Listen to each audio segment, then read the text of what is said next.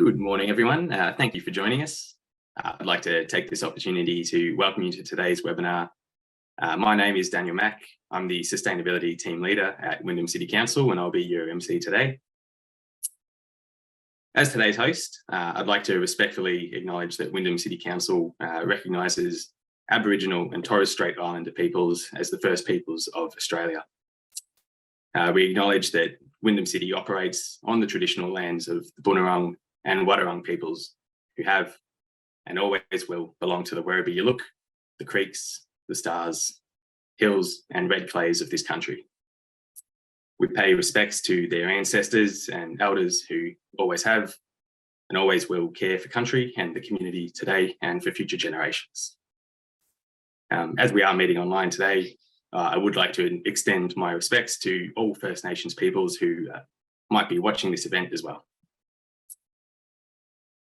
As someone who does work in sustainability, I think it is the perfect time for us all to take steps towards making your home and your lifestyle more sustainable to both battle the cost of living at the moment and also to help reduce our environmental impacts. One of the most difficult things for a lot of us, however, is to actually find trusted and independent advice to help us along in that journey.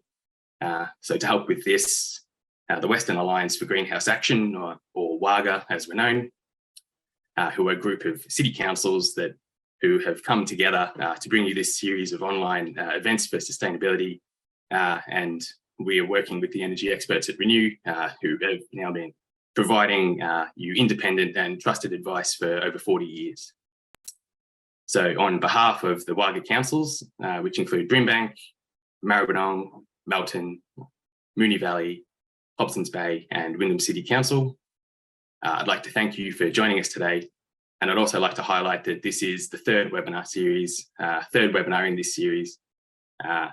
And some of the upcoming webinars that we will be bringing to you will discuss topics like energy efficiency, electric vehicles, and solar and batteries. So please check your local council web pages for what's on and when, and recordings of these webinars will also be made available if you're unable to attend any of those sessions. So you can watch those at a time that does suit you. In today's session, we will be looking at energy in the community. We're beginning to see quite a few options for people to manage their energy needs in new ways and for them to interact with the energy system. So this is a developing space. So Renew are going to be helping us unpack things like virtual power plants, neighbourhood and community batteries, energy sharing, and microgrids and solar gardens. So just some housekeeping before we do get into it. I'd like to let you know again that today's webinar is being recorded, but only the audio and video content from the speakers will be made available after the event. So any chat you post or questions you put up will not be published afterwards. So please feel free to communicate with each other and with us in the chat and the QA so we can all learn together. We will aim to answer questions at the end of each section during the presentation, and then we'll have a slightly longer final question time at the end of the session to try and make sure we can cover off as many questions as we can. For those of you who may be unfamiliar with the webinar functions, the chat function is in the bottom left-hand side of the screen. So you can simply click on that icon and use the chat. And the Q&A function is on the bottom right-hand side of the screen. So you can click on that icon, open up that window, type in your question, and then you just have to hit enter. And you can also upvote questions by pressing the thumbs up icon so we can prioritize the questions that you might be most interested in. There is also a raise hand option in the middle of the bottom bar, but only use this if you want to indicate that you'd like assistance from our tech support team. So now I'd like to introduce you to today's expert speaker from Renew. This is Dean Lombard going to be presenting today. Dean is an energy specialist who's worked on issues such as energy efficiency, fuel choice, consumer protections, hardship assistance, and community energy projects. He's interested in helping people and communities take control of their energy needs and make the system work for them. So without further ado, I'll now hand over to you, Dean, for today's presentation. Thank you. Thanks, Daniel, and thanks everyone for being here. Really excited to talk about this stuff. This is a little different to some of our other webinars because this is really looking at new stuff that's happening and trying to give a bit more information to help you understand these new sort of community-based energy things that are happening.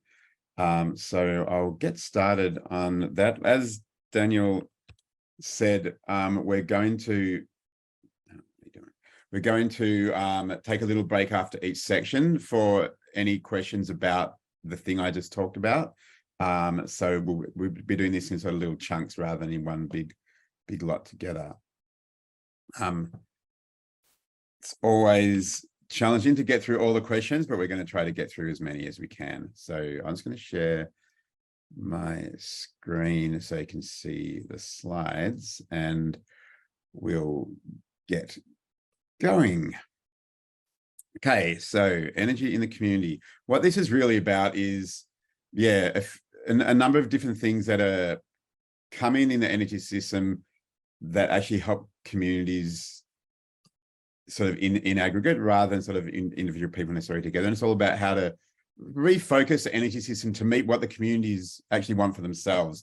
As someone who's worked a long time in the energy industry, but from a social science background, you know, the technical stuff is actually easy. There's all these amazingly smart and clever technical people who can work out all the technical challenges of the energy system with new stuff coming through and all that. But the human side of it is the one that people have trouble with. So this is really about how do we refocus back on the community and what are these things that will give communities more empowerment, more sort of say. So I'm going to basically turn my pointer into a laser pointer because that's better. I'll give a little quick sort of thing about how the energy system works, because that's the important background for all this other stuff. And then I'm going to go through these sort of 5 different things: energy sharing, virtual power plants, neighborhood batteries, solar gardens, and microgrids. And I've put them in that order because they sort of follow in that order from smaller to sort of bigger. So to start with, how the energy system works. And this is a diagram I got from, it says on the slide, I think it's AEMO, who's the Australian, oh no, it's the Energy Ombudsman of New South Wales, had this awesome diagram showing the basic energy system. And this is the traditional energy system. You've got power stations that send electricity through transmission networks, which are those big, huge pylons, into distribution networks, which are the poles and wires in your street. And that goes through to houses and businesses. So the generator has this bit, the TNSP, which is a transmission network, does this bit, and the distribution network, otherwise known as a DNSP, and I'm putting those terms there because you'll hear them more and more as we go forward into the energy future. The distribution network basically handles all the rest. And you might be wondering, hold on, is someone missing? What about the energy retailer? Well, yeah, the energy retailer isn't actually involved in the moving of electricity at all. The energy retailer just does financial transactions, and they're important financial transactions. They buy electricity from the generators, and then they sell it to the houses who are signed up with them. And then they also pay the 2 networks for the cost of transporting that electricity. That's what the retailer does. It buys and sells from and to different players. Pays some other related costs as well, but then less important in understanding how the system works. Now, of course, in recent years, and I'm talking about, you know, especially the last 20 years, a whole lot of new stuff has landed in this system, renewable generation and storage. And one of the things about renewable generation and storage is that it's not just where power stations are feeding the transmission network, but it's all through the whole system. There's a whole lot of smaller renewable generators and storage connected directly to distribution networks, and of course in people's homes. And the other thing that we've added in the last sort of 10, 15 years is smart meters. And in Victoria, they're pretty much everywhere. In other states, there are less of them. And they're also important in this new energy future because not only do they help with billing and connections, but they also give whoever owns the meter, which in Victoria is the distribution networks, it gives them all this visibility into the system. They can see what's happening with the electricity flows in the system at a level in much more detail than they ever knew before. And that's actually really critical to a lot of these new changes that are coming. The other thing to note on this slide is that with, you know, the growth of rooftop solar on people's houses, retailers are now also buying electricity from their customers as well as selling it to them. And sometimes people think that retailers hate houses with solar, but they don't. They actually like them because it gives them another source of energy that they can use in operating their business. And the last thing I want to say about this before we move on to all the specific sections about the community energy is that the most simplest community energy project is actually just nothing new apart from the retailer, instead of being like a for-profit big company, is a community-based retailer who might share profits with the community. And that's, you know, that's happening in a few places. There are a few out there in the general system. There are a few being established in specific areas. That is the most simple community energy project. In some ways, the most elegant, you know, because the system works as it is. And if you take, you know, if you switch a community motive from a profit motive, you're already heading towards a lot of community benefit. So I'm not going to stop for questions here, but I'm going to move on to the next section first, which is energy sharing and trading. And this is something that people are often very interested in. And basically, this is your house. This is all the other houses. And you've got solar panels. Your retailer sells energy to all these houses, but buys energy from you. Your solar goes into the retailer system. They then sell it on to other houses, as well as the, you know, the other energy that they buy from generators. But let's say that this is your sister's house on the other side of town, and she doesn't have solar, and, you know, and you're like, well, why can't I, you know, give or sell cheaply my solar to my sister instead of to my retailer? Because I would rather help her than just, you know, give it to whoever my retailer is. And that's sort of the idea behind energy trading. And how energy trading would work is that there's another company that's called a trading platform. And, you know, you've still got your retailer for when you buy energy off the grid, but with your solar exports, instead of selling it to your retailer, you would sell it to a trading platform who then your sister buys it off. And you might have an arrangement where you pay them for it and she gets it for free. If you want to give it to your sister for free, you might decide that, you know, you might not have a sister that you want to sell it to. You might go, I want to give my solar, sell my solar cheaply, or give it for free to a charity or to, you know, disadvantaged households. All these things are possible through a trading platform, where obviously they take a cut from the trade, however that works, in order for them to run their business. But it basically would be you trading directly with who you like for the price that you want, instead of just giving it to the retailer and leaving it up to them. To a lot of people, this is a really appealing thing. And it is possible through the technology that we already have. How would you enable it? There's a few changes that we'd need to make in our system to actually let it happen. And one is around the rules around who the meter belongs to in terms of the transactions. The current rule in our energy system is only one business can sort of own the transactions that happen through the electricity meter, and that entity is a retailer. So we'd need to change that to enable energy trading, and we'd need to have a system for sort of allocating, this energy flow belongs to the retailer, but this energy flow belongs to the trading platform that is then sold to the people that you want to sell it to. And look, some of those changes are already being looked at in the energy system because they're useful for lots of things. We need changes in regulation and especially consumer protections, because there's lots of detailed regulation over meters and how accurate they are and how they're read and how transactions happen through the meters. And that's all to ensure accuracy and fairness.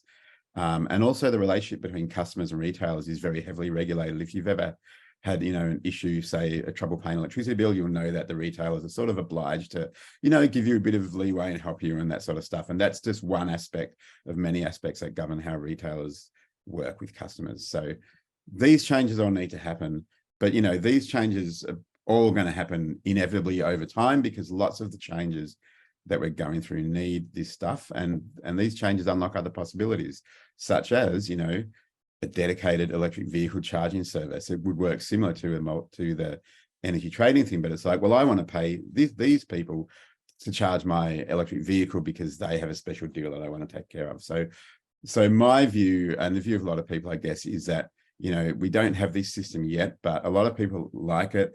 the changes that would unlock a lot of other things. So it's probably going to happen at some point. And that's probably a good time to take a little break if there are any questions about that for a couple of minutes before we move on. So there's just one in there at the moment, Dean, and it's just confirming in Victoria, does the DNSP own your meters? Yes, in Victoria, the DNSP owns the meters, and that's actually specifically Victorian sort of energy rule, because in the rest of the national energy market, which is most of Australia, actually the retailers own the meters, and that makes that has a few big differences.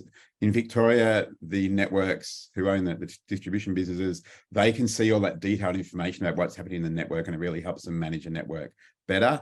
In other states, they still don't have that information. I was talking to some people at the South Australian Power Network, and they were like, oh, you know, if we want to know even what's installed out in the network, or what's happened, you know, is the voltage too high or too low in this particular part of the network, we have to go out there and work it out ourselves, because we can't see it. Whereas in Victoria, you can just, you know, pull up your massive computer system and see it. So there's quite a few benefits to in my view, to the distributors owning the meters, but it's a bit of a contentious issue Australia-wide. Yeah. Thank you for that answer. That is the only question, but I guess I would ask, is there many trading platforms coming online at the moment? Obviously, there's a bit of regulation and stuff to go through, but are we seeing that market sort of develop?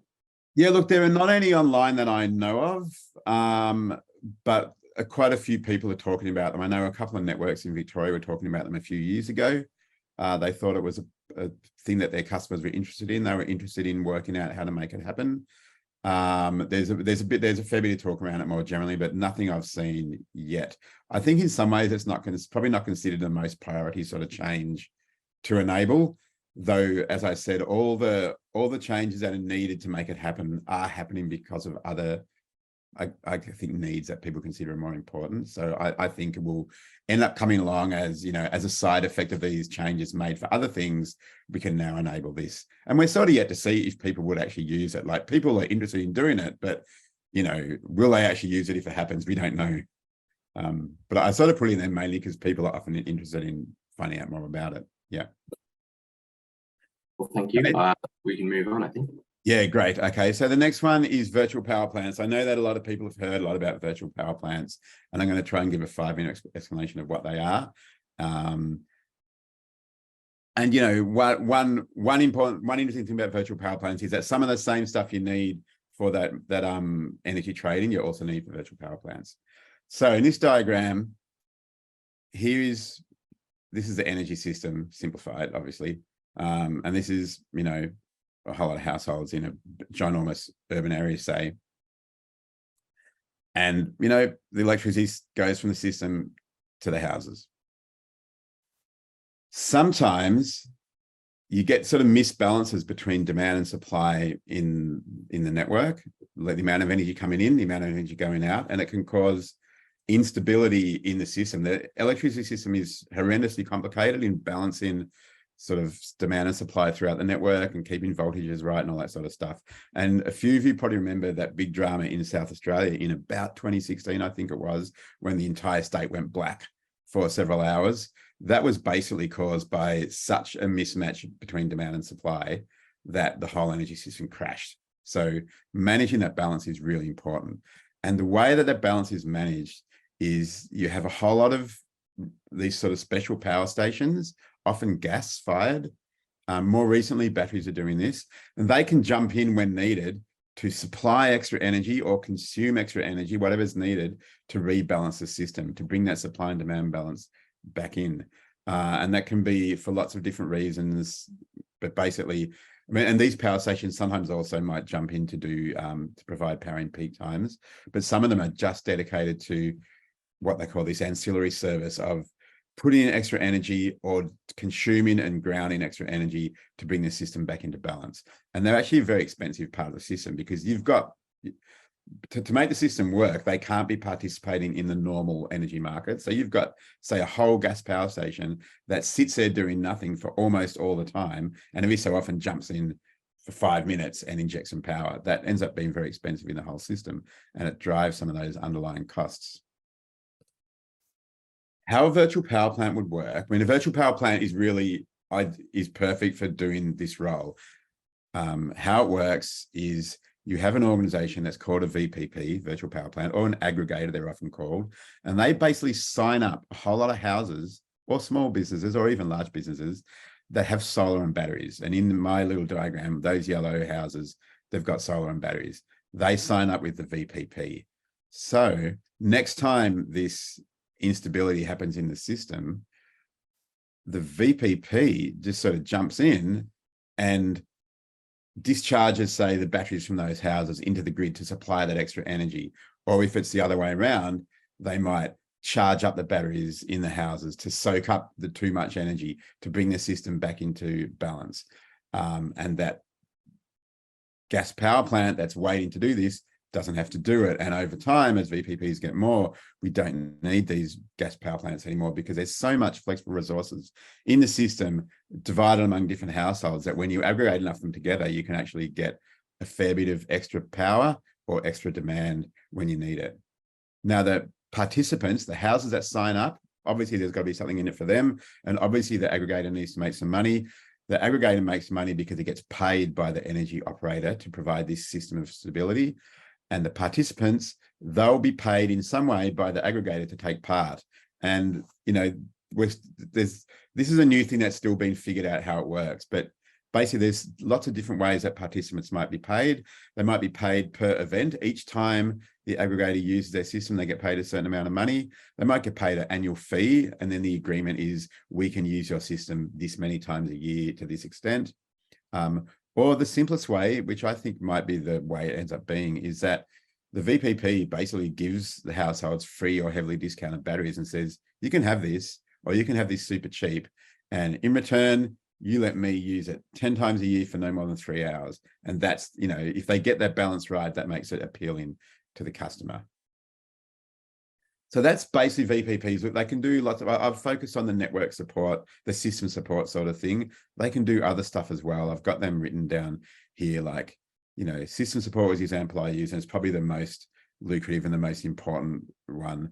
But they can also do sort of market support. You know, the energy market, the wholesale prices in the market, they go up and down all the time. Some stupidly high prices to the lowest possible prices is a negative price where generators pay in order to provide electricity because it's better than turning off. It's a crazy market. VPPs can take advantage of that by buying low and selling high. Basically, they make money, and that also does tend to help support the system.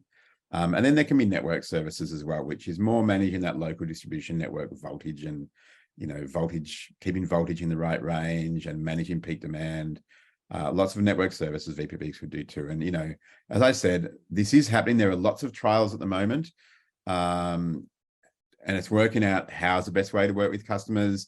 What are the different things VPPs can do in terms of, you know, system support, market support, network services, and how effectively can it do it? So a lot of this stuff is still being figured out. In Victoria and in South Australia, there's government battery rebate programs where you get discounts for buying home batteries.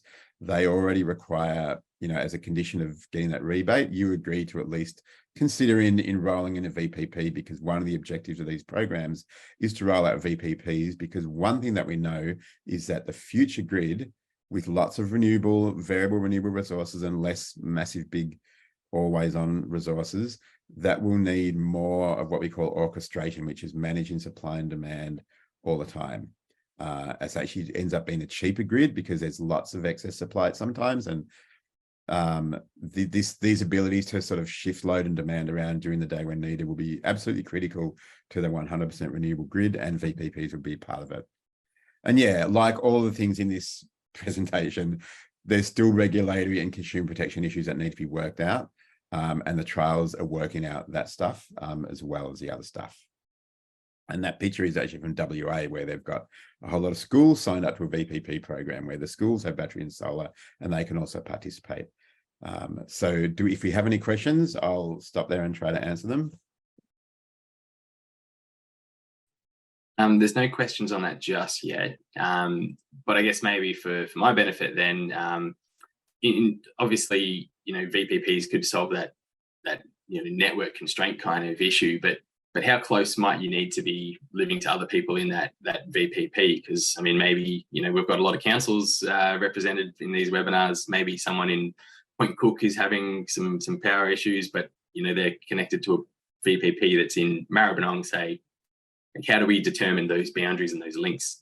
Yeah, well, that's one of the things that the trials are trying to figure out. Like, you know, some of these purposes, it doesn't matter where you're located, especially the bigger system support and also the market support, where it's about the pricing management. That doesn't really matter where you are, but a lot of the network stuff you would need to be much more in a local area. So that's probably a bit more challenging to use in a VPP. But I think that's more likely further in the future, when most households have solar and batteries, and then there will be enough in any particular area to use it for network support, because, you know, to do the network support, it will mostly be on a feeder, which is like, feeders like a part of the network that's got like a big transformer that then feeds, I don't know, you know, a dozen streets or something. So I think the network support will be more needing the more local, and the system and market support works more when you're more scattered around. Yeah. We will touch back on VPPs at the end when we talk about microgrids, because microgrids are the perfect example of, you know, it's geographical as well as being a virtual power plant, and that's where they sort of come together. Yeah. Thanks for that. And we do actually have a question in here now as well. So will VPPs also do demand management, for example, hot water heating and EV charging? They certainly can use hot water heaters and EV charging in what they do, because hot water heating is a load which you need if you have to consume more energy to provide the service. And actually the EV too, yeah, charging the EV is a load as well. So yeah, no, they absolutely would be. We tend to, at the moment, they're probably focusing more on household batteries because there aren't that many electric vehicles, and there actually aren't that many sort of hot water systems that can be sort of orchestrated, you know, dynamically charged. But both those things will change. You know, in 5 years' time, there's going to be heaps of EVs, and most new electric hot water systems that have been sold have that capacity to take a signal from the network to sort of charge up. So I think we'll see that further in the future. I mean, a lot of there's not that much electric hot water in Victoria, especially in Melbourne and the larger cities. There's so much gas. We are seeing a slow change to heat pump hot water systems as part of that general trend of households electrifying, which ultimately is cheaper for households and better for the environment. So I think we'll see a lot more of that as that comes. But also, you know, if people are using reverse cycle air conditioners for heating, that's also one that you can use, probably not for sort of more shorter term demand response, which is one thing a VPP could do. It's like, there's a massive peak right now for the next hour. We need to, you know, turn 20% of air conditioners off for 10 minutes and then turn them back on again, and we'll cycle that across the whole area to manage the peak demand for that hour. They already do that in Queensland. They've got this great program in Queensland called Peak Smart, where you can get a massive discount on buying a reverse cycle air conditioner, and the network gets to turn it down a bit if they need to save some energy to manage peak time. And, you know, they do surveys to ask people, oh, how did you feel when they turned your air conditioner down? And, you know, they turned they use it more for air conditioning and heating. How did you feel when they turned your air conditioner down? And most people were like, I didn't notice. And then some people are like, it was terrible. And then when you look at the data, half the people who said it was terrible, they didn't actually even have a Peak Smart air conditioner. they just felt hot. So the consensus is generally that, you know, you can do this especially with heating and air conditioning, and people don't really notice it that much because you're just sort of cycling it a little bit, and they cycle anyway. Yeah. I can see that there's a lot of people factors, and that there's a lot of information that needs to go into this and work out. So it's probably going to be a complicated space going forward, but thank you very much for breaking that down for us. Yeah, no, it is, especially that thing of, you know, the big energy company coming into my house and changing what my appliances do.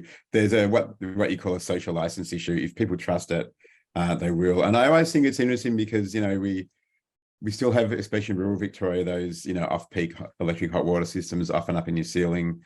You know, in other states they have more of them. You know, that's also demand management. That's also the energy company deciding when your hot water heats up or when it doesn't. But we don't really think about it if you've got one of those, because that's just how it works. And if it's set up right, we get our hot water when we need it. That's all we really care about.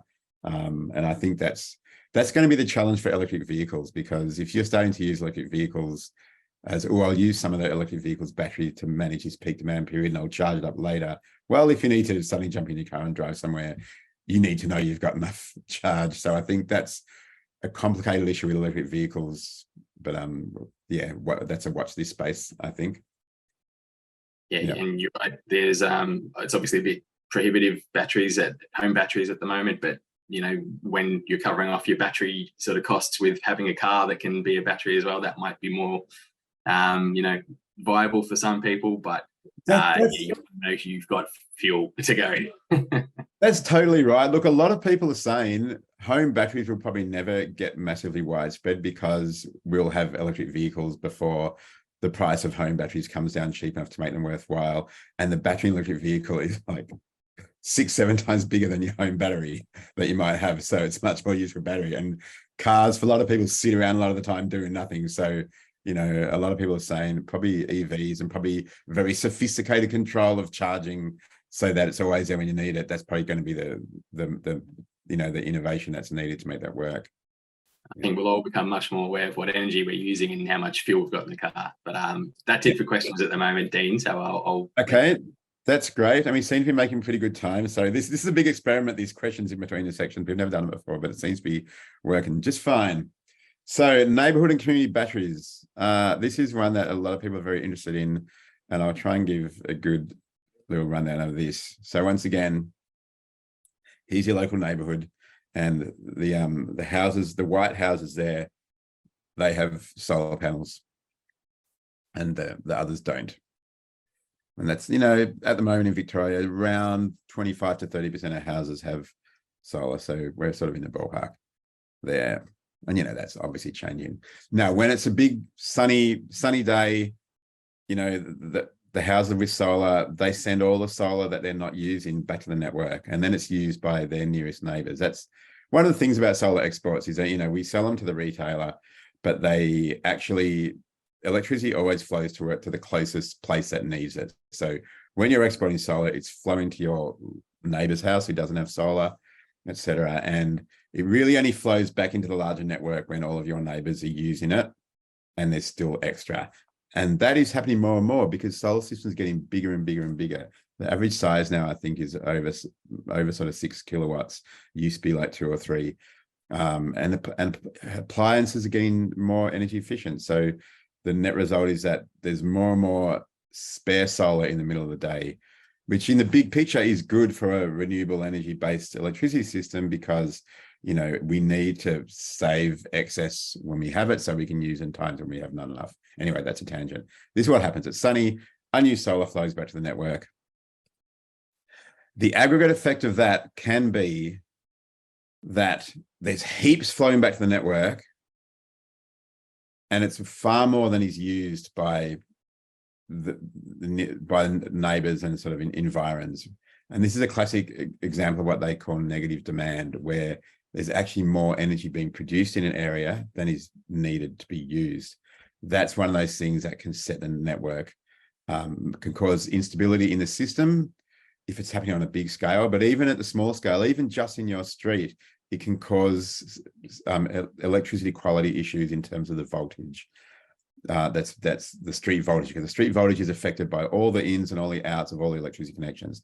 So basically, when you have a big mismatch, if you've got a lot of solar being generated extra and hardly any electricity being used, this imbalance can become so big that it does cause network problems that might lead to networks having to install a whole lot of expensive managing equipment, or more often restrict how much people can export from their solar. And if some of you have solar panels, I'm sure some of you experienced the network saying your export limit is this and you can't, not allowed to export anymore. And in some places that's very low and even 0. Now, later in the day, when the sun's gone down and we're in the evening peak, when everyone's, you know, bathing their kids and cooking dinner and stuff, we can sort of have the opposite problem. This is the peak demand problem where, you know, and you're probably a bit aware of this because of people talking about time-based energy pricing. In that evening peak, that's when demand is at the highest. And it's often there's about 1 or 2 hours a day is the only time the electricity networks are used to its full capacity. All the rest of the time it's under capacity. But that peak evening period in Victoria, at least, is when heaps of electricity is being used. And this can also cause problems in the network. You know, the similar sort of problems to too much solar. You know, the equipment is being sort of overused, it's overheating. You might also, in more system-wide, you might need to use expensive peaking generators just to supply energy for half an hour. So too much peak demand in the evening is almost like the opposite problem to too much solar exports during the day. And this is where a neighbourhood battery really comes into its own, because a neighbourhood battery, and they can be small, mounted to poles, or they can be bigger, like in a park or something. Basically, the role of a neighbourhood battery is to store all that unneeded extra solar generation. Instead of sending it back into the network and causing problems, they just store it all in the battery. So all that excess solar that's not needed during the day is stored in the battery. And then in the evening peak, instead of trying to draw all the energy through the network to meet the peak, they discharge the battery with all that spare solar that was saved during the middle of the day. And that means that there's much lower demand on the bigger network, and the smaller, you know, just on the feeder, that battery is helping to meet those needs. And you've basically solved, if not totally solved, at least really helped both of those problems of too much in the day and too much export during the day and too much load during the evening. So this is really the magic thing that community batteries can do. And yeah, you know, you might know of, you know, the community battery in Tarneet, that's that picture there, which is one of the batteries recently installed under this Victorian government neighbourhood battery initiative. Once again, all this community neighbourhood battery stuff is being tested and trialled at the moment to work out how it works and what are the issues, and, you know, how does it work within the regulatory system. At the moment, these trials are they're basically driven by the network businesses, because they implement these in areas where they have this problem of too much daytime solar and too much evening demand. You need both those problems in the same place to make the neighbourhood battery worthwhile. So network businesses are really driving it. We're using some funding from this Victorian government battery initiative because we're trying to figure out how to make it work. And network businesses are often partnering to some extent with community groups or energy retailers or local councils, depending on, you know, the relationships in that sort of area. And yeah, again, they're trial periods where they're trying to see, does this really work? You know, in theory, this should work. What's it like in practice? What are the economics like? What is the, you know, the physics and the electronic power systems impacts and all that sort of stuff? How does it work with people? And again, like all the things I'm talking about, we need quite a few changes to regulation to make this work. A big one with batteries is that networks, as part of their the way they're regulated, they're not allowed to sell electricity because they have a monopoly on carrying electricity. They're not allowed to sell electricity. But neighbourhood batteries really are not viable if you just use them, as I've explained, to, you know, soak up a bit during the day and spittle out at night, because they're still quite expensive. The only way they can really be viable, it seems, is that they also do other stuff during the day, like trade on the market to make extra money between, you know, buying low and selling high and that sort of stuff. So there's a lot of changes around, well, who owns a battery, and, you know, does a network just use it for network support and then lease it to a retailer who can then buy and sell in the market? All that sort of stuff, as well as a thing of, if you were using the battery as a sort of medium point to sell to houses, you actually need to change the way that electricity tariffs work, because one component of electricity tariffs is network charges. I mentioned that in the earlier section about the electricity network, and network charges are based on the idea that all electricity is flowing through the whole network to get to you. And if houses are trading with a battery that's very close to them, they're not really using much of the network. But we don't really have these local area network tariffs to reflect that cost. And without them, the electricity from the battery will be just as expensive as buying it from, you know, Loy Yang. And that the economics don't really work when you do it that way. So that's an example of the sort of complexity behind the scenes in making this work. And again, neighborhood batteries are absolutely needed and are definitely come in, because it's that thing about the grid needs this stuff to work, especially as we move towards 100% renewable. It's got to be sorted out. So these changes are going to be made. We're in the process of identifying exactly what the changes all are and starting to think about how do you make the changes so that it works in this situation, but doesn't sort of stuff things up for the whole rest of the network. That's always a challenge with changing regulations. My guess is that within the next 5 years or so, these changes will be made and this will be sorted out, because in the next 5 years, installed solar capacity is going to go huge, way huger than it already is, and we'll really need to sort this out.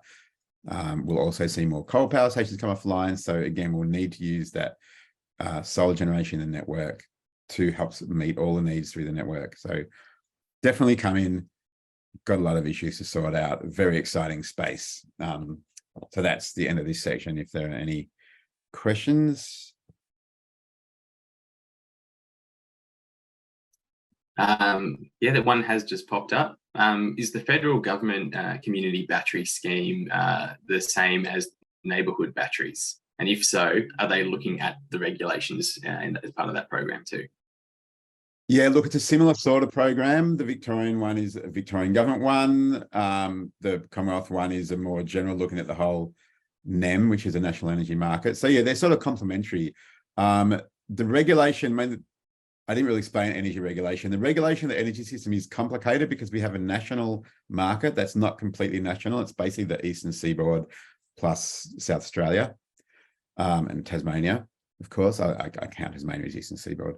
That's a national, and that's got one, and there's a national energy regulation that covers the whole NEM. NEM is a national energy market, regulates the networks, regulates retailers, and generators to a point. Generators are largely unregulated, but Victoria has some of its own. I mean, all the states have some of their own regulation as well that they sort of put on top of the national regulation. And Victoria notoriously has the most of its own regulation, which often annoys people in other parts of the country. But in Victoria, we're like, well, Victoria was the first to privatise, was the first to see all the issues that can happen with the privatised energy systems. So they had a massive suite of regulation, especially for customer protections, before there ever was national energy regulation. And that's, so anything in Victoria is an interplay between the Victorian regulation and the national regulation. And Victoria's retail in Victoria, completely outside national retail regulation. It's all Victorian.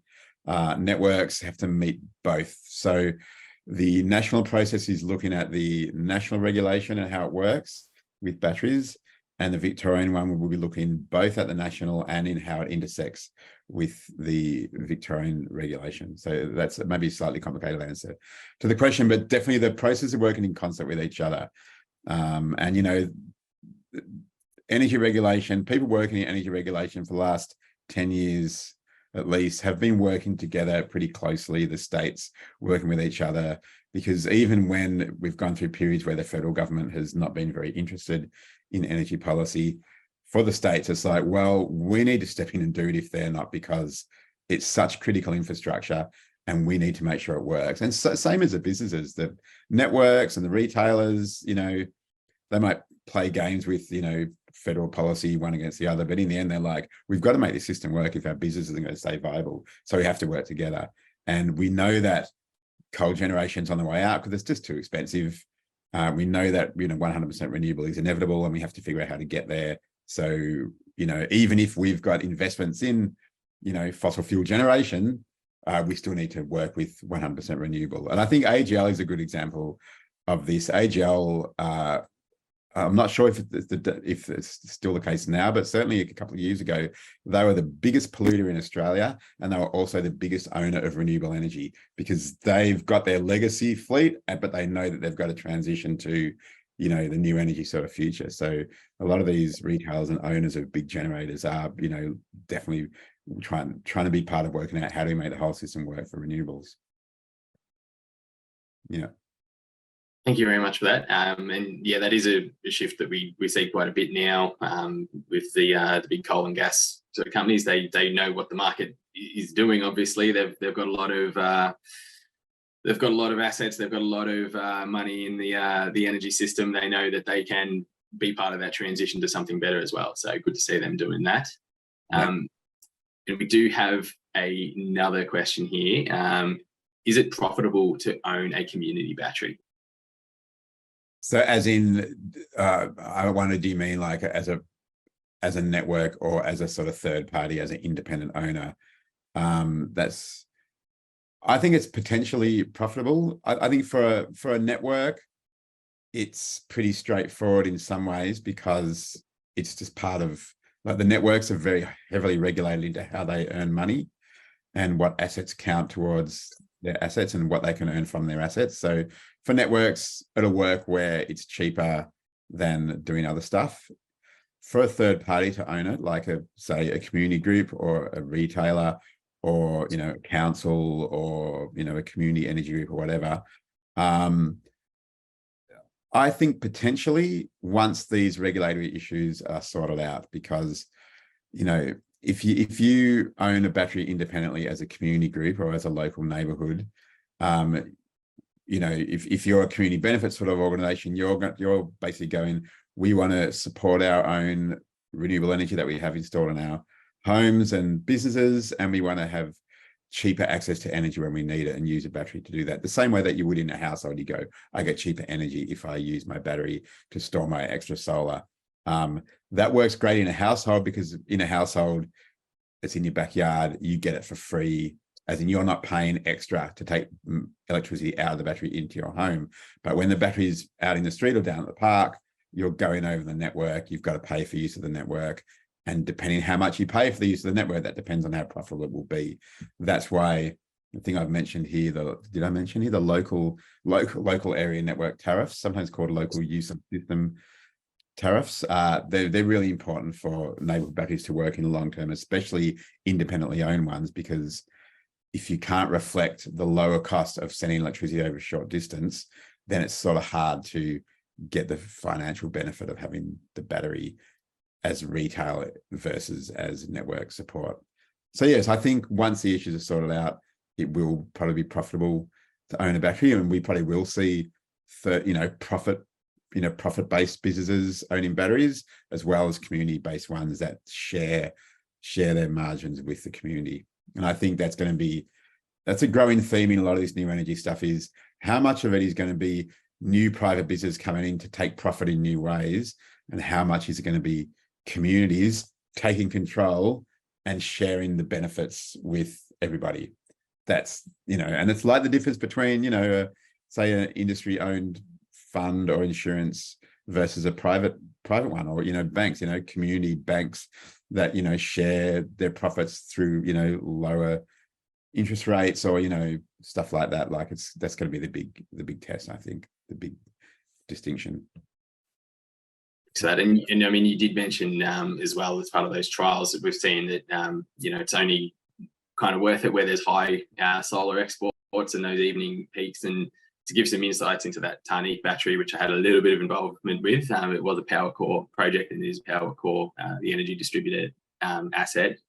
But we did a lot of work with them trying to find the right location where it could actually go physically, for one, but also work with them in finding a spot where there was that need.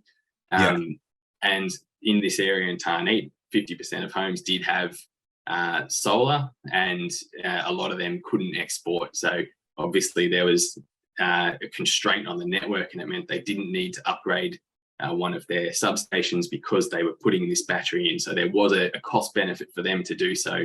And then the community who couldn't export their solar and generate that extra income and use their energy more efficiently were all of a sudden able to do that. And working out those network tariffs, the local area tariffs, was an opt-in approach, because obviously there's nothing set in stone yet, but there was a competitive rate for people to get involved with, so they could figure out how that all would work on the back end and whatnot as well. So definitely movement in the space, and seen it firsthand now, but it's probably a while to go still. Yeah, and one thing to remember, like and I think you really hit the nail on the head then when you were saying that, you know, 50% of people have solar in Tarneit versus on average Victoria-wide about 28%. That's a big difference. And what's happening is you look at new areas, new development, it's quite common to have something like 50% solar rates. I know I was doing some work with Essential Energy a few years ago, and they were saying in some new development areas, like new estates, 80% solar, even 100% in some estates, because the estates have been built for solar. It's growing very quickly. By 2030, there's probably going to be 40% of houses with solar. By 2040, it might be 70%. It's just going to be huge. And by the time we get to that, then every area will be like this. Every area will have too much solar and high peak demand. And then that's when I think we'll see batteries being around everywhere. At the moment, it depends. But yeah, in 10 years' time, it's going to be most areas where you have this problem that needs a neighbourhood battery to sort it out. Yeah. Thanks for that, Dean. And I might move us on because there's no more questions there. And there is 40 minutes left as well, just for your reference. Yep. Yeah, I'm keeping trying to. So the next bit I think would be a bit small, a bit short. Solar gardens.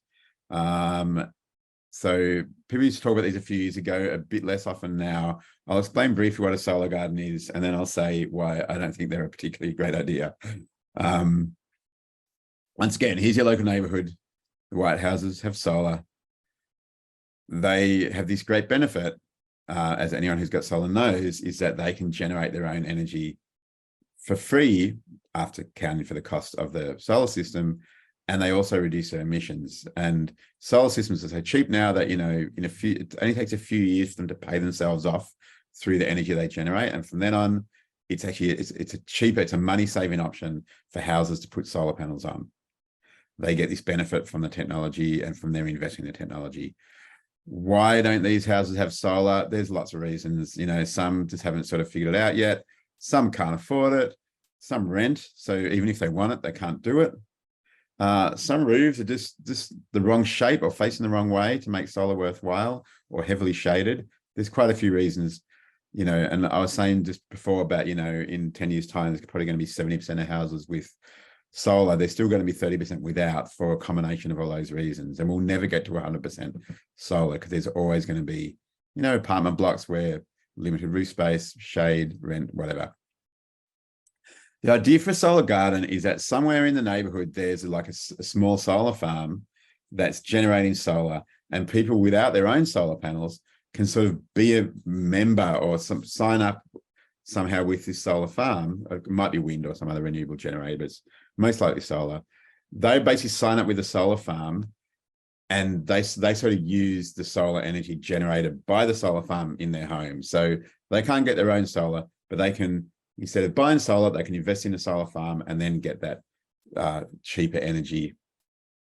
Like any solar household, they'd still buy energy from a regular retailer when the solar's not generating, but when solar is generating, they're getting it from the solar farm. And as you might remember, when I talked about the energy system as a whole, you know, transactions in the energy market, buying and selling, is sort of on paper. Energy just flows where it flows. You know, people aren't necessarily getting the exact electrons that the solar farm generates, but it's, you know, they've got the transactional financial relationships. That means, okay, I'm buying off you, which is exactly the same as a relationship people have with the energy retailer. So that's basically what a solar farm is. And my quick 5 minutes on solar gardens, solar farms is something different. It's a solar farm is just a big solar panel. Solar gardens is a term used for these sort of small community solar farms that make arrangements with houses to buy them directly. I always get the terms mixed up. The thing about solar gardens is that the economics of it are just really challenging. There's been some big modeling projects done on it. The Community Power Agency did one a few years ago. They just found they're not really viable. They can't really lead to cheaper energy for members without quite considerable sort of rebates or, you know, additional funding in to make it cheaper. It's never going to be as cheap as having rooftop solar on your house. To make them viable, you would need, again, the local network charges and that multiple trading through the electricity meter. As I said, those things are coming. So in theory, in the future, when those changes are made, solar gardens will be a bit more viable. I mentioned local network charges twice. Yeah, the local network. So local network charges, the metering charges. The thing is, they sort of work better in theory than in practice because, you know, people want to, it's hard to make it cheaper because you're still going over considerable network. A lot of the money that you save from having solar on your house is that you're not going through the network at all. So while it could make it a bit cheaper with local area network tariffs, it still depends on how close you are to the solar garden. If you're a long way, the network charges would be higher. And what are the reasons? If you're trying to save emissions, well, sort of the statewide grid is becoming cleaner and cleaner year by year too. So by the time the statewide grid is sort of, 60, 70% renewable, solar gardens start to look a bit less as a particular benefit for renewable energy, and they just look like the same as regular solar generations. Probably the most effective way that solar gardens can work is if they're in a very tightly, small geographic area where they've got their own network charges and it's part of a whole local area sort of energy system. And that is a bit of a good segue into microgrids, which is the last section, but I'll just see if there's any questions about solar gardens for now. And I hope I explained them well enough.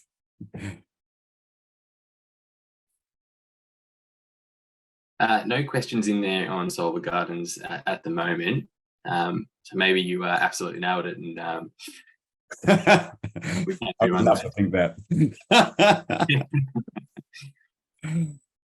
Like I said, I do think they're very relevant in the discussion of microgrids, because in the end, they're a small scale local generation that people can use, and we've got quite a few examples of small local generators like the Hepburn wind sort of project and the Newstead sort of solar sort of project, and they are a bit more like sort of microgrids, and they're sort of part of broader community energy projects where the solar garden sort of thing is really just one aspect of it. Anyway, I'll go into microgrids and I think we'll understand that local generation thing better. And I also need to do a quick apology because all my microgrid slides are from the old, more clunky slide design renew template, and I didn't get the time to convert them all to the new format. So we're taking a trip back in time a couple of years to the old design language of renew slides. Quick go back over how the regular grid works, and this is really a focus on where the transactions happen. In the regular grid, the household or business or whatever uses energy from the grid. Retailers pay generators for all their customers' usage, which is measured at the individual customers' meters. Retailers pay networks for all their customers' use, also measured at the customer meter. And the retailer charges the household for that energy use, including that network charge. And that's again based on the meter at the household. And that's how the retailer recovers their costs from buying electricity and paying the networks, and also makes their profit. As we mentioned before, the retailer also pays the household for solar exports. And in theory, that's electricity that they've bought just as if it was from the regular market, and they sell it on to their other customers. Of course, as we discussed, in reality, electricity always flows to the nearest point, but this is all about the transactions and how transactions are recorded. And basically, to sum up the whole grid, the whole regular grid, the household is the retailer's customer, and same as if you're a business, but we're talking about households. The retailer's customer is the household. Each household has a relationship with their retailer and pays their retailer for their energy. Here is a little diagram showing that, right? Here's just 3 houses. I'm actually talking about, like you say, a whole community, but 2 houses have solar panels, 1 doesn't. Each household has a meter. Each household has a different retailer. This is where they're connected to the grid. They're connected to the grid through the meters, and that's literally the wire that goes to the meter basically actually to the house. The wire to the house, everything from the house onwards is the distributor's responsibility, and everything from the house connection inwards is the customer.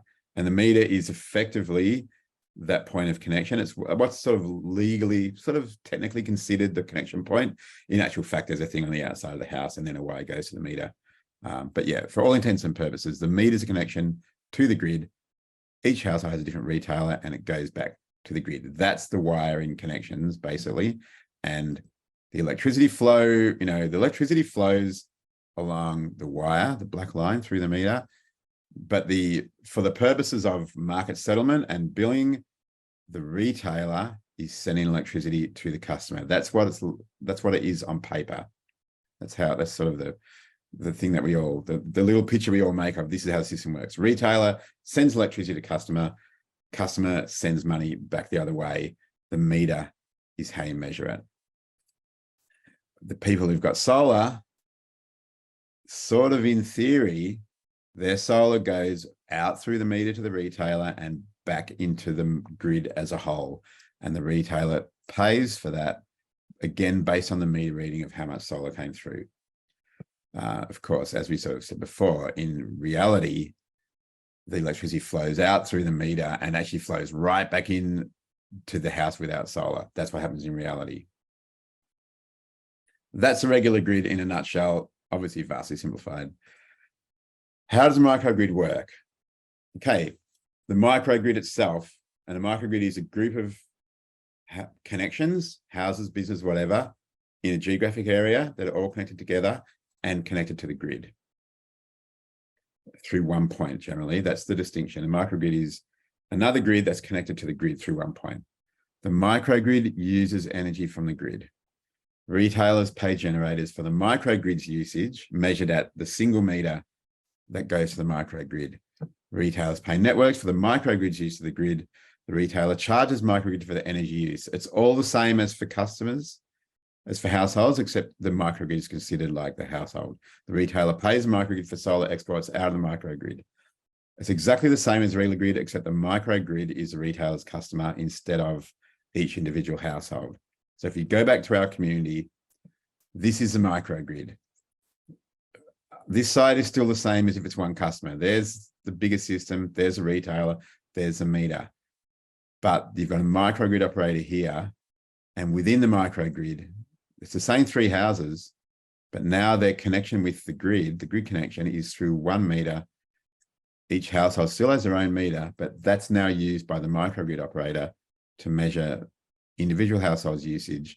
The microgrid also has its own generation and storage. And all that happens on one side of the grid connected meter. So you can see and if anyone's lived in an embedded network apartment block where the whole apartment, so you can't have your own retailer, but you've got a special retailer in the apartment, it's sort of the exact same thing. It's that apartments usually don't have their own generation storage. So that's increasingly happening. The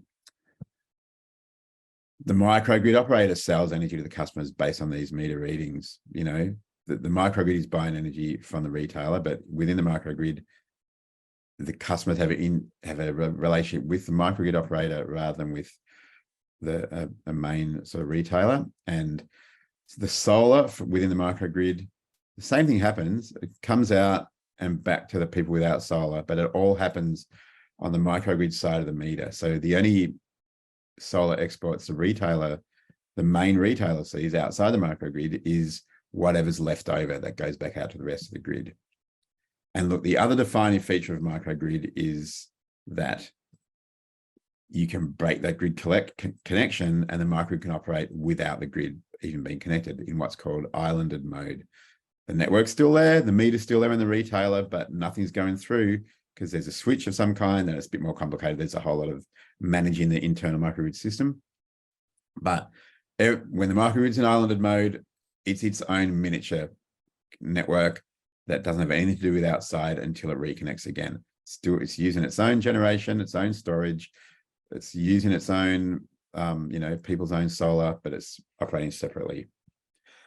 This is very simplified microgrid example. There's a lot more to it. Why might you have a microgrid?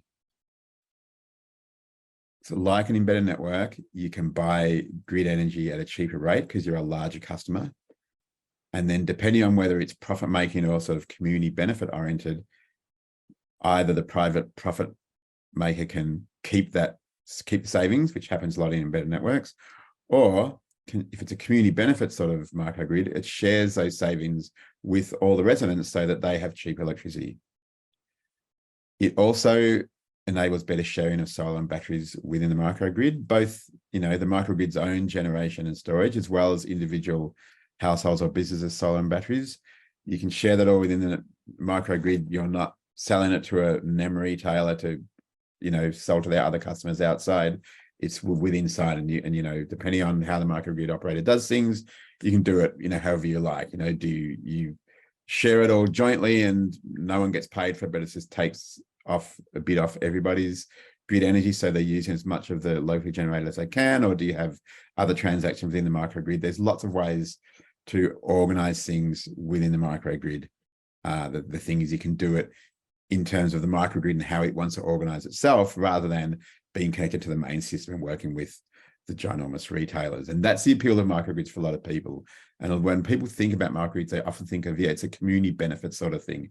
Microgrid is a community energy business that's, for the community's benefit, and it's sharing those values with all of us. And that's ideally, I think that's the ideal way that a microgrid would work.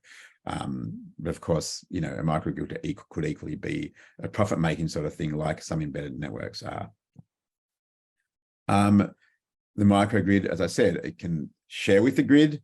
It can also operate independently of the grid when possible or when necessary. And there's a few microgrid trials happening now. And I think one of the questions is it better? What works out better for the microgrid? Is it better to be connected as much as possible and only disconnect when you need to? Say there's an outage and you want to keep providing, an outage in the main grid, but you want to keep providing energy within the grid. Are there, or do you want to be off as much as possible and only join on when you need extra power? That's a bit of a question for microgrids. And I think we're leaning towards the microgrid will be connected most of the time, because there's other value that it can receive from and give to or sell to the wider grid. And, I've got the example here of the microgrid could be a participant in a virtual power plant, because it's a big collection of energy resources. It's its own, so almost like a physical power plant as part of a virtual power plant. That's just one. They could also do things, not necessarily as part of a VPP themselves, but they could just offer those services directly, like we talked about, when we talked about VPPs, adding energy or taking energy from or to the grid as needed. That's quite a possibility for microgrids. They could do lots of things to get value from the wider grid. And I'm currently working on one of these pilot projects that's looking at all the different values microgrids can sort of sell to the grid or get from the grid. And it's quite mind-blowing. There's a lot of potential, but there's a lot to work out how to make it work. So to enable microgrids, like I've said, for everything, the technology is all there. And in microgrids specifically, so there's lots of standalone power systems that already exist, and probably less so in Victoria, but especially in remote parts of WA, New South Wales, Queensland and South Australia. They're standalone. So they're sort of like a microgrid that's never connected. Standalone power systems in like small, say, Aboriginal communities, in mining installations, remote towns. There's lots of standalone power systems. They've worked out how to make them work. If you connect them to the grid, you can get the best of both worlds. You can be standalone, you can share with the grid, get extra energy from the grid when you need it. There are a few trials happening right now. I mentioned the one I'm working on in Donald and Tarnagalla in central Victoria. There's also been a big one in Eurobodalla in New South Wales. And one thing that they've shown, that those trials shown, is that the thing I said at the beginning, the technology is all there, and it's pretty straight. It's complex, but quite achievable and straightforward to work out how to make the technology work. The community aspect of it is the challenging part. It's a bit that the energy industry is not so good at. How do we make these work for communities and community benefit? Like everything I've talked about here, we need changes to regulations. The main thing with microgrids has been really that we already have regulation for standalone power systems. We already have regulations for embedded networks. A microgrid, when it's connected to the grid, is like an embedded network, and when it's not connected from the grid, it's like a standalone power system. And we need regulatory changes to cover a sub-network that can do both of those things, because we have these complicated rules about how energy retail works with standalone systems and with embedded networks, and we need something more flexible to work with microgrids. And my view, having been working in the regulatory issues with microgrids for the last while, is that, we probably need a whole new regulatory framework, very heavily based on stuff that's already in regulation, but that's very designed for microgrids. And I'll include a lot of those things that we've talked about before: local area use of system tariffs and, different multiple trading relationships at the meter. A whole lot of that stuff will all be part of it. And, you know, I think this is coming because microgrids are definitely going to be a part of the future system, I think, especially as we move towards a system where there's more and more what we call distributed energy resources, solar and batteries and wind and whatever, that's not connected at the big end of the transmission network, but connected in communities to the distribution network, community batteries, small things like headband wind. The more they are everywhere, the more microgrids start to make sense, and the more we need to start looking at local area use of system charges anyway. So I'm pretty sure that this is very much coming. And the big challenge really is, how do we make sure that microgrids, you know, balance community needs and aspirations with sort of, you know, the needs for networks and systems. I'm really keen to see that microgrids are developed in a way that really prioritizes community needs rather than coming from a technical sort of standpoint. And I think that's probably the case for most energy innovation, but with microgrids, it seems particularly poignant because it's often community energy groups who are really keen on understanding microgrids and how they might work and how they might benefit them. And people have important, but in some ways fairly basic needs about their energy life. They want to feel like they've got a bit of empowerment, they've got a bit of control and a bit of sort of local engagement with their energy system. They want to, you know, especially in remote areas, improve their reliability. They want to be able to support themselves when they can with energy. They want to use their own energy resources for their benefit, and they also want to share and be part of the bigger sort of system. So I think a lot of this stuff will really help to make microgrids figure out, you know, how they fit into the system. And I really do think that, again, probably 10 to 15 years, we'll see we'll reach a point where, especially probably more so outside of build-up areas, where we have these sort of semi-independent microgrids that are mostly connected to the grid, but can manage a lot of their own use internally, can make best use of their resources, and can be self-supporting when needed. If there's, you know, bushfires, storms, and all these sort of weather events that are becoming having increasing impacts on especially regional communities. So I think it's one of the most exciting areas. And in some ways, microgrids bring together all those other things that we talked about, because all of those other things we talked about could be a part of microgrids. And that's pretty much where that's pretty much the end of my sort of thing. So thank you for being here. And yeah, we'll throw to more questions now about microgrids specifically, but also more general questions. And I'll also turn off my slides now so that we can see people talking. There you go. Thanks so much for that, Dean. Yeah, that was a lot of information for everyone to take in, I'm sure, but and we've got some good feedback in the questions as well, just saying that it's been really informative and explained so clearly as well. So yeah, thanks very much for that. Oh, that's good. Thank you. And I guess just on microgrids, obviously you said that there's that real, like, the advantageous sort of opportunities for community groups and smaller communities, seeing how they manage their energy and whatnot. Do you see them being the sort of first, or the leading the way, them being the main adopters, or will it be the retailers maybe because they've got the sort of infrastructure set up to be able to account it and manage it, or where do you see this push coming from? I sort of think not retailers, because the regular retailers work on the big scale.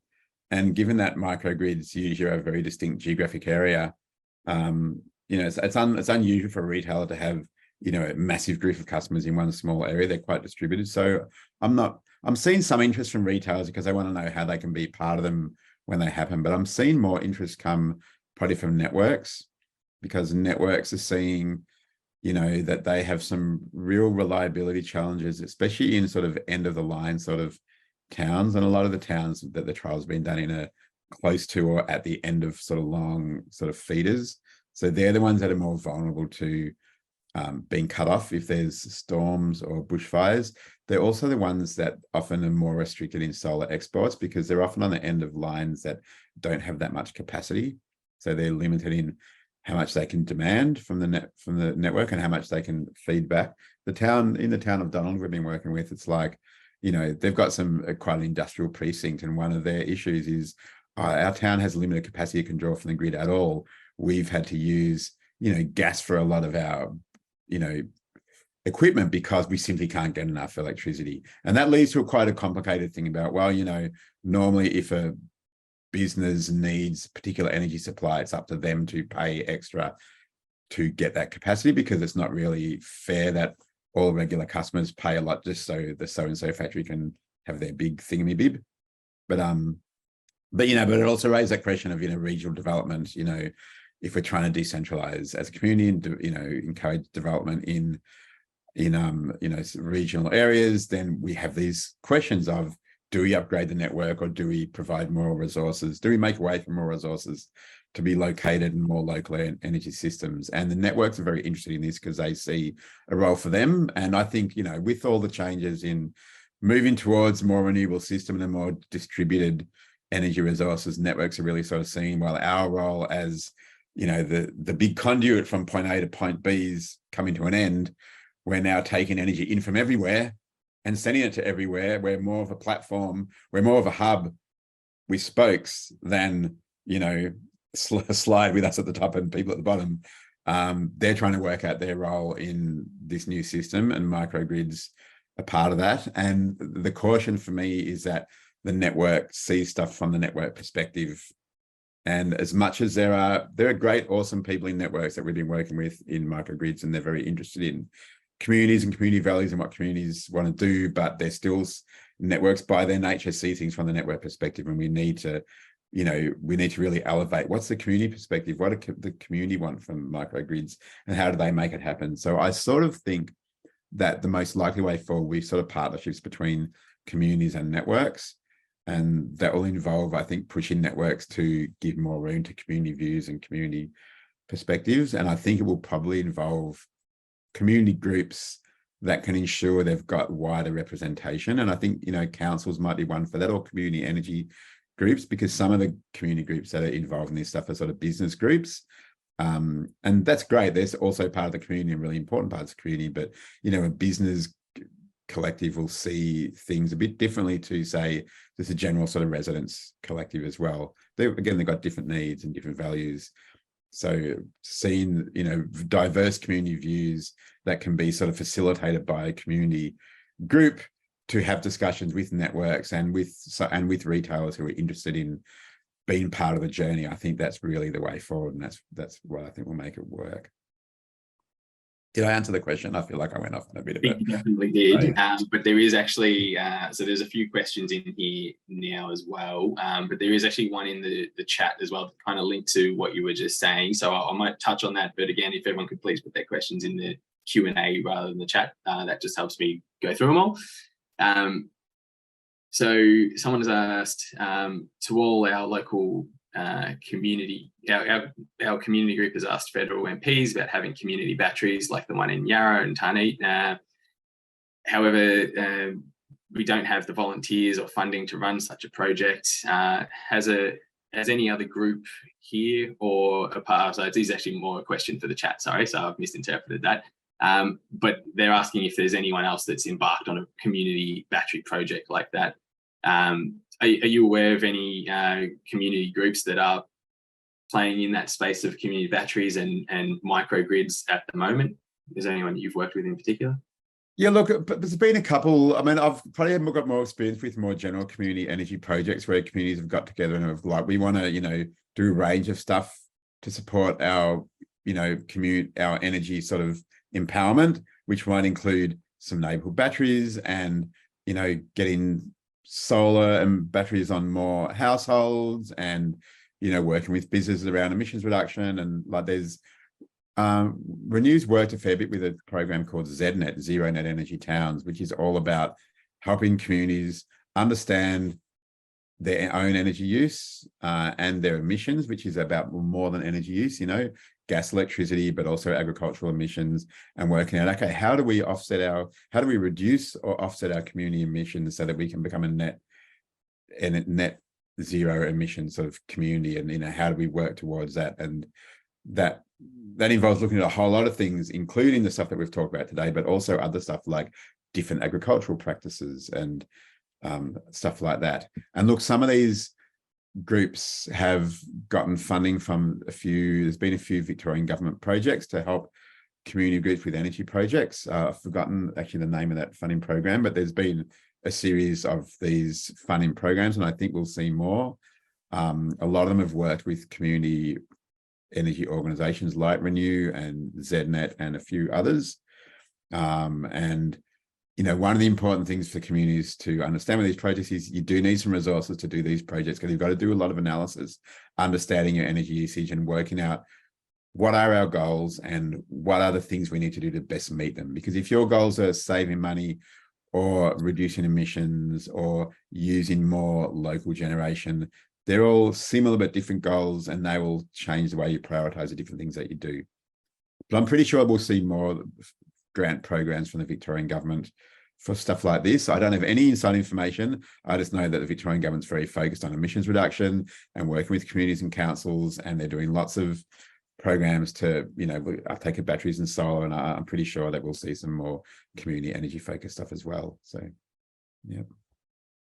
Thank you for that. And I might, there is a question in here about how EVs sort of touch on a lot of the categories we spoke about today, but just there's a quick one that you might be able to have a short and sharp answer to here.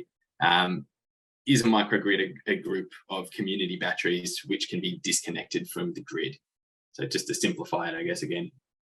Yeah, we would normally not necessarily a group of batteries. Like a microgrid basically is a part of the network that includes resources such as batteries and generation. It's probably not just a group of batteries. The defining thing of microgrid is actually that you got a single point of connection with the grid that you can disconnect from. You'll obviously need batteries to do that, whether they're sort of neighborhood community type batteries or other types of batteries or EV batteries, varies. But yeah, so probably not quite, but it's certainly a key part of it. And microgrids will need neighborhood battery sort of things to help manage their internal energy system. So they're definitely a part of microgrids. Thank you very much for that. So we have a question here, and there's a few parts to this. So I'll give you the whole thing, but then we can go back to the top and sort of work our way down if you want. You mentioned earlier about the growth of EVs likely surpassing the cost effectiveness of household batteries, given the significantly larger capacity of the EV batteries. Do you have any insights into how vehicle to grid and vehicle to home may develop and progress? And then can you give a simplified summary of the issues and restrictions that such technology face in terms of being able to be implemented, and what cogs are there in the supply chain as well? So yeah, vehicle to grid, and then we can come back. Okay, so yeah, there are three. There's vehicle to grid, there's vehicle to home, and then there's vehicle to load. They're the three things that EVs can potentially do. Vehicle to load just means you can plug an appliance into an electric vehicle and use a battery. Vehicle to home means it can feed electricity from the battery into your house, but not outside your house. Vehicle to grid means you can feed electricity from the vehicle battery through the house system out into the grid. So that's what those three things mean. And it's sort of an emerging area. It's absolutely, technically, there's nothing much to it. Increasing numbers of EVs have vehicle to grid and vehicle to home capability. There's regulatory issues. Basically, you have to enable it into the system, because the energy system relies on, I guess, good information and standards on the quality of supply that goes out into the grid or into homes. It's just like, imagine with water, if you collected your own water, in the end, it's up to you if you use it for whatever you use it for in the house. But if you were going to feed that water into the main water system, there would be regulations and stuff around making sure the water is the right quality. It's a bit the same with this. The networks in particular, they're managing that supply and demand balance, and they have rules around solar and how solar can feed into the grid and batteries, and the same thing will be for electric vehicles. The complexity with electric vehicles is that you can move them around and they can go anywhere, right? So the network might say, yeah, you can feed it into your house in Tarneet, but then if you drive to Sunshine, maybe they can't take it there because their system's different. So these are the sort of issues that need to be worked out through standards and through, I guess, the network regulations and and the network connection agreements with houses in the grid. So again, definitely coming, because mobile batteries are very useful both for driving and for all sorts of stuff. You could drive a fleet of cars to an area that's being cut off from electricity and supply them, right? So there's lots of potential. But there's a lot of this regulation is around the transactions and the consumer protections, and then there's a whole lot around the standards for safety and quality. Did I answer that pretty well? I think you did. I think you crossed quite a bit of that. So I might actually keep moving for the minute just because we've only got the 5 minutes left. But we do have a bit of a comment here and question around the SEC, being reignited, and just asking how good that could be, and is there an opportunity for the state to sort of play in this space more actively as well? I think absolutely. And one thing I've been talking about we've been talking about in this microgrid project I've been working with among a few of us is, we certainly see that a community benefit microgrid operator would be really good for community. They can share the benefits with the community instead of monopolizing them. But operating a microgrid is not simple, it's complex. Who's got the skills? Mostly people who work in networks have the skills to do it. Could the SEC be an organization that can operate microgrids for the benefit of communities? I think it's possible. We haven't seen a heap of detail about exactly what the SEC will do. Definitely it will be owning renewable generation. It may be giving some retail services. That's not clear to me, at least. I think there could definitely be a scope for the SEC to do a lot of this stuff. Because one of the things with all the things I talked about today, I talked a bit about we need these changes in regulation, blah, blah, blah. How do we do that? How are the trials happening? The trials are happening because they have an agreement to allow stuff that's a bit outside the regulation for the purpose of the trial. And they work with retailers who are on board with trying out new things. A few friendly retailers who are like, we're interested in new innovations. So we'll do different pricing to see if these community batteries will work, stuff like that. The SEC definitely could have a role in doing that. You get that sort of socio-political issue of, is it unfair to have a government-owned organization doing stuff that privately owned retailers might want to also do? So that's a bit of complexity, but I do think there's potential in the SEC to do all sorts of things in this space. And I suspect that's one reason why they've decided to set it up, because we actually need some outside the box thinking and maybe to let go of profit motives for certain sorts of tests to see how things work. Thanks for that. And sorry, just what is the SEC, just for everyone playing at home as well? Yeah, okay. So the Victorian government announced the SEC recently. Historically, the SEC was a state-owned corporation, the State Electricity Commission, that's what it stands for. The corporation that owned basically all of the electricity infrastructure in the state, with a few exceptions, but they owned most of the power stations, all the wires. When the system was privatized, they shut down the SEC and they sold it off to different private companies. The new SEC was announced, I think, last year. It's been a little vague in terms of all the fine detail, but essentially it was to build some state-owned renewable generation and storage to help with the transition that we're going through towards zero energy, and to work and to be a state-owned operator in the same market as privately owned operators, the way that we do have a few other state-owned corporations that are working in the same areas as privately owned ones. So actually it's probably less now than there used to be, but we used to have state-owned insurance companies as well as private insurance companies, that sort of thing. So the idea for the SEC has been, to build some renewable generation when we need it, instead of just waiting to see if the private industry builds it where it's needed, and to do some of that sort of planning that we need. And I think also specifically to, do some sort of testing of some new sort of things, and potentially maybe, but not clear yet, to be an alternative retailer, maybe especially for areas where a special retailer is needed, such as standalone power systems or microgrids, or maybe, a retailer particularly focused on vulnerable electricity users.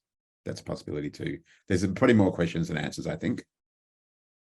We are just about out of time, so I might ask for a quick answer on this one, Dean. But you've said that there's a lot of stuff in train, and that we're nearly kind of there. We've got the tech in place for a lot of this stuff, but how long? What's your best guess of when we might be able to sort of interact with microgrids and things like that? See, I think I tried to put estimated years in a few of those sections. It's really just guessing. I think we'll see a lot of changes in the next 5 years for a lot of these things, because if you're paying attention, a lot of the changes required were the same sort of things. There were a lot of common things that unlock all of them, and especially around, multiple relationships through the meter and local area charges. There's lots of things driving change in those things.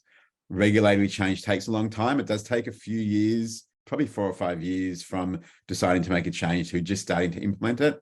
So, but some of these things are already in train. So I think within 5 to 10 years, probably all these things will be happening. I'm not sure the extent to which solar gardens will, because I think they'll be overtaken by other stuff. But that's just my guess view. I might be completely wrong. It is hard to guess, but nobody predicted that solar would grow as quickly as it has. Even after a decade of solar growing quicker than we all thought it would, it still continued to grow quicker than people's revised estimates as to how quick it will grow. So, I think we'll see that change. And, a lot of people say, there'll be EVs everywhere within sort of 5 years. That's quite possible. I would, on average, guess, 5 to 8 years for most of this stuff to be happening, at least in the early stages of happening. Thank you very much for that, Dean. And I will say a big thank you to everyone that did show up this morning for this session. And I will say, just please remember that there are a few more sessions available on energy and sustainability coming up soon. So check out your council websites and please do come along and get involved. But again, big thanks, Dean. There was a lot of good feedback in the chat as well, saying that it was such a good session, and looking forward to hearing more from you as well. And thanks, everyone. Thank you.